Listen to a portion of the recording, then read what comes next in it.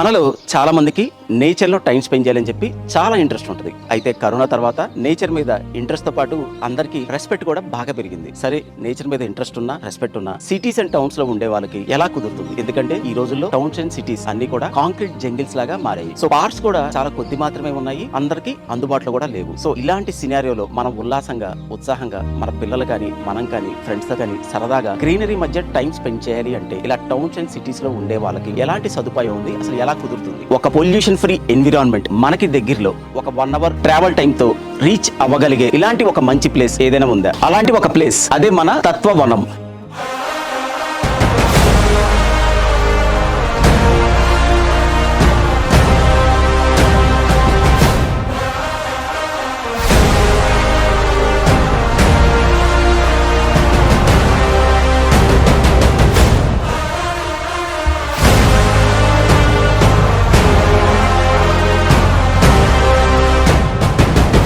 Tatvavanam is a gated community of farmlands with resort-style amenities.